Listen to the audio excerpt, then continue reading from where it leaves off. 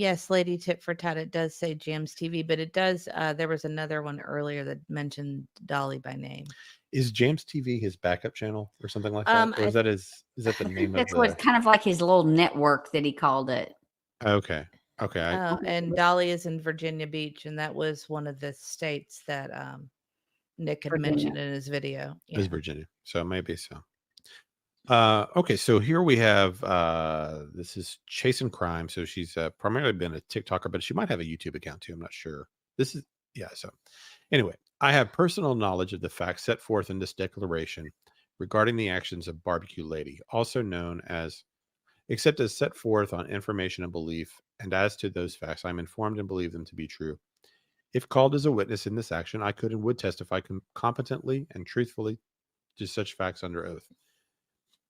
Since April 2024, Barbecue has participated in a coordinated campaign of harassment, slander, defamation, and bullying directed at me and others. Barbecue maintains a private Discord server specifically used to organize efforts to dox individuals and coordinate harassment against them. On February 26, 2024, I began covering the case of Sebastian Rogers. Shortly after, Barbecue also started covering the case, and our platform became a source of significant misinformation. As individuals moved between TikTok live streams, my platform and I had to regularly debunk and correct misinformation. Sorry. The situation escalated on April 7th, 2024, when Ocean, who's another TikTok account, and I called out a fraudulent medium. While we did not mention Barbecue, she took offense to the correction of misinformation and began her harassment campaign.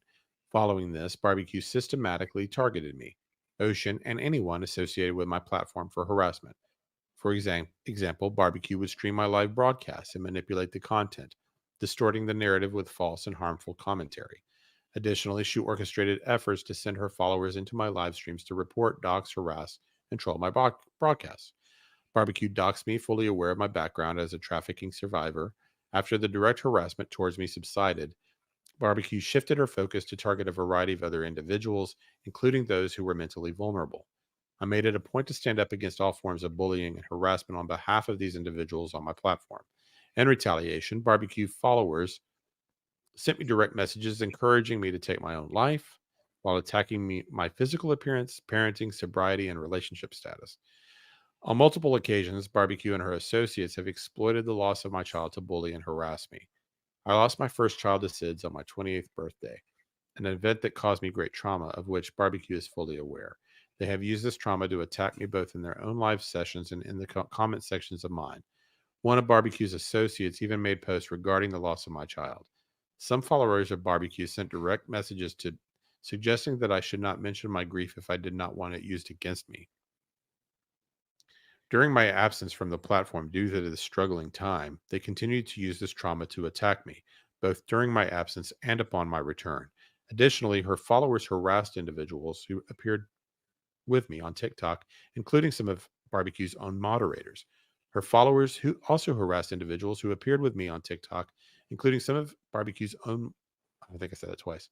Oh no, it was just repeated twice. Including some of Barbecue's own moderators. After a period of quiet, Tony became involved in the situation. Tony initially appeared on my platform, but later participated in a live stream on Barbecue's platform. When Tony returned to my platform, Barbecue requested that he return to hers, which he declined. Following this, Barbecue claimed that Tony would no longer be allowed on her platform due to messages from others advising against it. However, it is clear that she made this claim only after Tony rejected her request to reappear on her platform. From this point onward, the harassment and bullying against me escalated significantly. Barbecue continued to stream nearly all of my live broadcasts, making harassing comments, twisting my words, and pushing outrageous narratives aimed at discrediting me. On April 17th, 2024, while streaming my live broadcast to her followers, Barbecue openly admitted to doxing me. Video evidence of this admission exists on Ocean's YouTube channel. In the video, Barbecue's exact words were, "We just doxed," followed by a pause when she seemed to realize what she had said, after which she claimed, "Doxing is not illegal." Barbecue continued to mock the individuals on my panel who defended me and encouraged her followers to harass me and dox me in the chat. Later, she created a fake account specifically designed to bully me about my past as a trafficking survivor and to mock my trauma. As her followers flooded my chat to harass me, I stated, "Here come her monkeys." In response, Barbecue misrepresented my comment by accusing me of being racist, claiming, "Monkeys? She's racist. That's racist." In the video, it's clear that I was struggling to remember the full phrase, and someone in my chat reminded me that the phrase was flying monkeys. 17th, Barbecue continued to host multiple live streams in which she falsely accused me of being racist and using slurs such as window lickers. I don't know what that is. However, Yeah. the term window lickers was originally used by one of her own followers in another creator's live stream. I was not present during the live stream where the term was used. Uh, on April 29th, 2024, Barbecue responded to a comment on one of her TikTok posts, falsely stating that I had doxed her. The comment said, "I thought you should know Chase is on live doxing you." In response to that comment, Barbecue made a post falsely implying that I had indeed doxed her. This accusation is entirely false, and Barbecue knew it was untrue at the time she made the post. Despite knowing the truth, she encouraged her followers to harass me based on this misinformation. Later, during a live stream hosted by LVM, Barbecue admitted that I had not doxed her and offered an apology in the chat. Even after this admission, Barbecue continued to spread the false claim that I had doxed her, inciting further hatred and harassment from her followers. On May 14th, 2024, Seth and Tony appeared on Pascal's YouTube channel, during which Barbecue made numerous defamatory accusations. During this time, Barbecue directed harassing comments toward me, Seth, and Tony, as showed and provided screenshots. An account under the name Christina Miller sent a super chat stating, "Barbecue lady, must be nice you have $10 to spare to start drama on YouTube," referencing an earlier incident involving Barbecue and her daughter's prom dress. Previously, Barbecue had publicly bullied her daughter during a live stream because her prom dress did not fit. Barbecue accused me of being behind the Christina Miller account and hosted multiple live streams accusing me of using the account to harass her. At one point, Barbecue stated that she did not care whether or not it was actually me behind the account, even though her followers had told her otherwise. Despite knowing this, she continued to host live streams accusing me of being involved with the account. During the Pascal show, Barbecue sent multiple super chats making defamatory claims about Seth and Tony. She also falsely told her thousands of followers that Seth and Tony were paying me to participate in the campaign. I have never received compensation in any form for raising awareness or assisting in Sebastian Rogers' case. Barbecue frequently twists facts to construct misleading and false narratives to her followers, who then act on her misleading claims. In the second week of May, Barbecue held live streams accusing Seth of misusing GoFundMe and Cash App donations. Barbecue also bullied Seth, claiming that she had paid for their dinner when they met in Tennessee. Before this meeting, Barbecue had stated on her live stream that she planned to secretly record their interaction. I witnessed her making the statement during a live broadcast. On my own live stream, I explained that it would be unethical to record someone without their knowledge. While she was in Tennessee, Barbecue continued to hold live streams claiming that I and Ocean, who regularly appears on my panel, were downgrading her efforts by only passing out 2 flyers. That night, Barbecue held a live stream that lasted until 3 a.m., harassing Ocean and calling her into the live to confront her. Ocean received a message from Barbecue asking why we were undermining her efforts. Ocean responded, stating that we had never made such comments and warned Miss Barbecue about listening to individuals who might be trying to create drama. Ocean also clarified to Barbecue that we had publicly praised her efforts in Tennessee. Ocean suggested that in the future, Barbecue should reach out directly to us if she had concerns, rather than taking grievances to social media. Despite this, Barbecue went live shortly after and publicly summoned Ocean to reprimand her for allegedly downplaying her contributions. She encouraged her followers to tag Ocean in the live stream so she could reprimand her in front of a wider audience. After returning home, Barbecue continued to hold live streams, falsely claiming that we were disparaging her efforts in Tennessee. She also criticized her meeting with Seth, describing him as weird and belittling the short amount of time they spent together. Barbecue denied that she had, had ever said she would secretly record Seth, calling it a lie. A week later, in another live stream, Barbecue claimed that Midwest, another creator who was not present in Tennessee, had overheard the entire conversation, referring to Midwest as a fly on the wall. During this time and continuing to the present, Barbecue has held numerous live streams where she has bullied me and made various false accusations. She has publicly discussed my recovery, falsely claiming that I am on meth, and has encouraged her followers to harass me by making references to drug use. Barbecue has also accused me of seeking money and being desperate for funds, because I thanked people who sent gifts during my live streams, even gifts as small as 1 cent. As a result, she began calling me chasing pennies, mocking my financial situation. Barbecue told her followers to flood my chat with comments about the chasing pennies narrative she was pushing.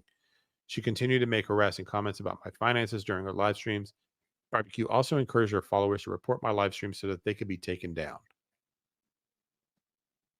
Additionally, she instructed her followers to report my videos, including content related to Caleb Harris and Sebastian Rogers' case, and making degrading comments about my weight, telling me to get off the couch and calling me a couch potato. She claimed that all I do is sit on the couch and eat, and that I would lose weight if I got up and moved around. Barbecue also falsely stated during a live stream that I had harassment charges against me, which is completely untrue. I have a clean record. Yeah, so that a lot of these things will be tough. She went on to criticize my parenting, falsely claiming that I sleep all day and neglect my child because of my alleged drug use. After I mentioned that I had fallen asleep while putting my 5-year-old autistic son to bed, the constant harassment severely impacted my mental health, forcing me to cancel several live streams intended to raise awareness about Sebastian's case. Barbecue streamed my live content and used it as a platform to continue her bullying campaign against me and others. At one point, an account called Harley Guy entered Barbecue's chat, asking her to stop speaking about their child, prompting Barbecue to instruct her followers to confront the individual. To this day, we do not know who operated the Harley Guy account. However, Barbecue falsely accused Seth of running the account and proceeded to bully and harass the individual, assuming it was Seth. Later, Barbecue falsely accused Tony, Ocean, and myself of operating the Harley Guy account, claiming she had proof of our association with it. This statement is false. We have no knowledge of who owns that account. Man, there's a lot with this lady. During a live stream, Barbecue Tennessee Nurse says, "I'm more disappointed in the ones who follow these channels than I am the creators." No kidding. I mean, that is actually a part of it. You know, they create the beast themselves. You know, it wouldn't happen if they didn't fund it. During a live stream, Miss Trudy recorded a phone call with Tony, which is illegal since she resides in a state that requires two-party consent for recording. She accused him of operating both the Harley Guy account and a separate troll page. Additionally, she accused both me and Ocean of being involved in the management of these accounts. Once again, none of the accused have any knowledge of who operates those accounts. Furthermore, in later dates, Barbecue admitted to recording additional calls between herself and Tony. She also recorded, without consent, a phone conversation between herself and an individual known as Dot. This recording was later played live for her followers. Seth had to release a video clarifying that the Harley Guy account was not his, as he does not have a TikTok account.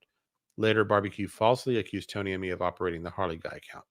During a live stream, Barbecue recorded a phone call with Tony, accusing him of running with both the Harley Guy account and a separate troll page. She also accused me of being involved in the operation of these accounts. Following this, Barbecue created a troll page called Scuba Diver, which was used to make further false accusations against me, which I will address shortly.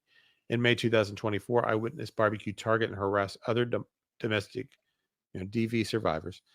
During one live stream, Barbecue mocked a DV survivor in front of hundreds of people, making fun of the woman's scar from a DV incident.